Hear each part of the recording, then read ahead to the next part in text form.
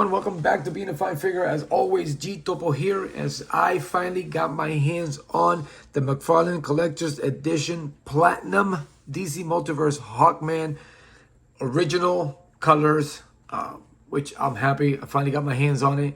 I didn't think I was going to get my hands on it, but man, there it was, and it's here. And again, we've been over this, the regular Collector's Edition version that came out, the 0 hour version. So we're just going to take a look at this one really quick, compare it on what they did with this one, what they did right, what they did wrong, as opposed to the other one. But man, I am excited.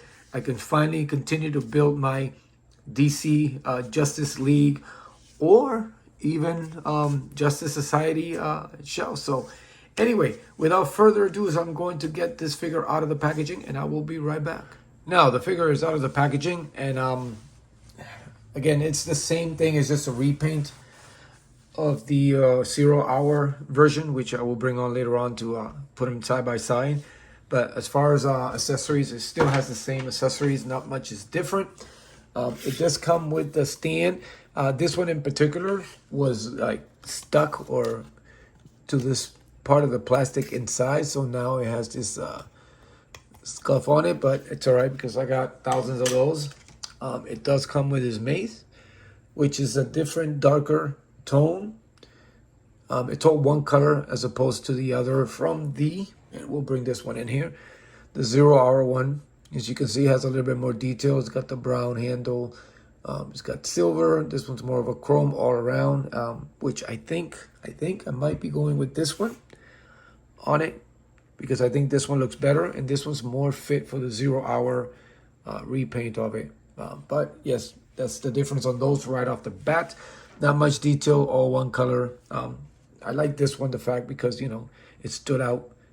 The nice silver on the details, and then you had the handle. Obviously, they could have used a different color for the wraps, but it's 2 colors, so it actually stands out a lot better than this one here. Of course, it always comes with this one comes with another card holder, which doesn't really do nothing for me. I really don't keep them. And again, it has the same bio on the card, same design, 0 hour colors that the other card has for the other figure. And again, I really don't have much for the cards. I'm not a trading card collector. And then the wings, they did add some shading on the wings. The details of the wing, of the feathers, it's great, just like the other one. This one here, the details on the inside stands out a little bit more, obviously, because it is a lighter color. But the other ones had the same thing. As you can tell on the outside there, every detail of the feather, every line, it's actually nicely done. And again, it has that little tone or shading or dirt. And it could be dirt. No, how does he even wash them? And they're both the same. And again, they're going to plug into the back of the figure once we look at the figure. And right off the bat, I did see some things that makes me feel like they rushed the painting on these figures.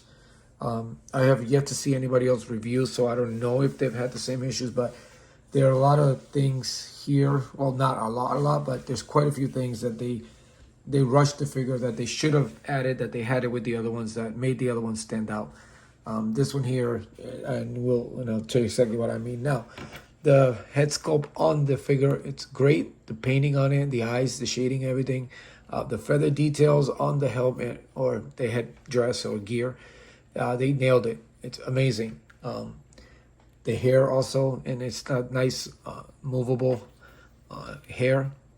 And then you can actually port the head a lot bit better than the other one. And the hair doesn't bother it at all, doesn't hinder it at all. So that's a good touch. So they got that right. Now, when you get to the, the talk about it during Mcfarlane's interview was they finally got nipples on their figures, but they left out the hair.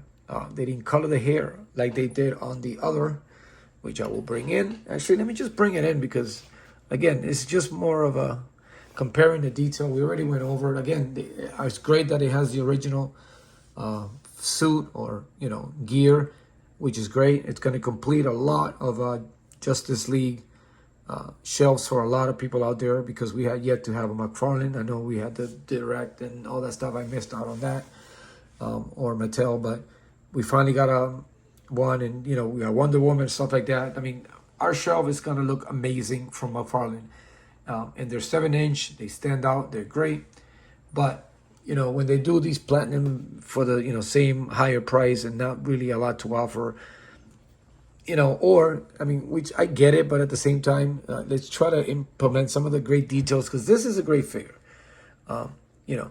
But the thing with this one here also that I felt like they kind of rushed some of the painting there on some of the details, but other than that, it wasn't much. They got the hair and they got the hair in the arms, but here they just completely left it out, like completely left it out. They didn't try it at all. And then another thing is, if you look at the arm here, they have the glove stopped right at the right, the ball joint skin tone. They could have added some hair on it, so you know that was a miss for this figure. Here, they just completely painted the ball joint, the joint there completely. So it looks awkward. It looks very weird that this particular fist and the hand. I mean, they should have just stopped there, skin tone, but they didn't. They got it right here, besides the fact that they did not shade in some hair. But here, they just completely missed it and just made it one. They extended the glove, especially when this is here, so it makes it look even worse. The other hand, obviously, because of the gauntlet, doesn't matter. It actually makes sense. But again, if you look at the painting on the tassels, it looks like it was rushed, just like the other one. They didn't really put a lot of attention to it. I mean, you can tell there. They didn't really, and then the sides, they didn't even bother. They just threw some brush over it. So I don't know if it's, I mean, they could have at least give us a little color there also at the end there. It would have been nice if it would have got some color there on it. But yeah, they completely rushed it. The paint goes all the way up to the glove here, to that, I don't know, not rivets or whatever, but should have been nice if they would at least stop there. But you can tell it was like, it was complete. It was just like really sloppy.